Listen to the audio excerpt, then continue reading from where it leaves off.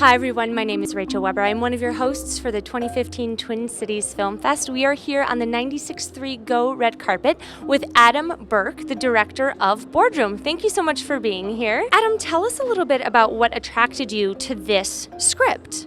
It was just very funny. It was a challenge because it was basically all dialogue and no real description, and that was a big challenge for me. I've always been kind of very visual, so I wanted to tackle this new challenge of total dialogue and basically directing actors. I'm thrilled to be joined on the 96.3 Go red carpet right now by Peter Groinum, the writer of Boardroom. Thank you for joining us, Peter. Now, this script was the winner of the Script to Screen Challenge through the Screenwriters Workshop. Yes, correct? That's right. It's a funding opportunity kind of coordinated between the Screenwriters Workshop, MCTC, and the Film Fest itself. And the challenge took place earlier this year. Wrote the script, won production grants, and then produced it this summer. And I'm thrilled to welcome Kimball Carr, the director of Nobody But Us. Tell us about how that all got started. Sure.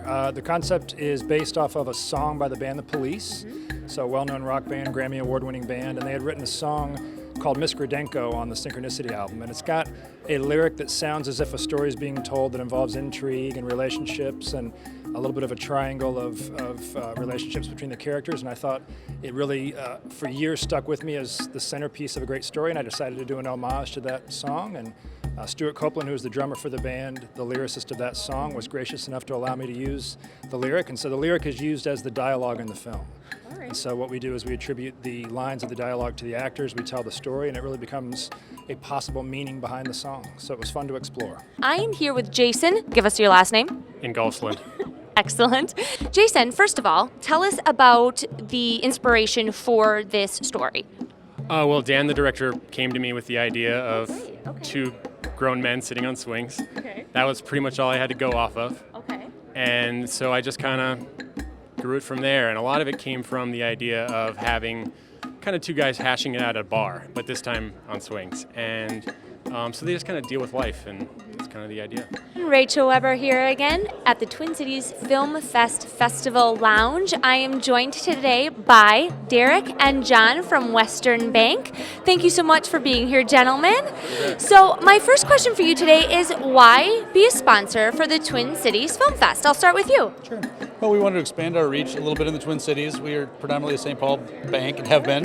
We're expanding to the west, so we wanted to participate in an event that is on the western side of the Twin Cities. So fills a nice little void in the market for us. Great. How about you? Well, he's right. Western Bank's been a big sponsor in the St. Paul Twin City metro market. We dot the 494, 694 loop, and quite honestly, there's an open space in the metropolitan area, in the Golden Valley, St. Louis Park area, and we wanted to be part of the fun, and this is where things are happening this time of the year. Joining me on the red carpet right now is Steve Sudinger, writer, director, all the hats, right? All the hats for A Year-End Change. Casting, how did that all happen? Well, it's an ensemble piece all told through the point of view of one character, right? So it's kind of, it's almost like a diary entry movie in that our main character, Brian Greenberg, the whole movie takes place through his eyes. What happened was my producer, Emily Ting, produced a movie called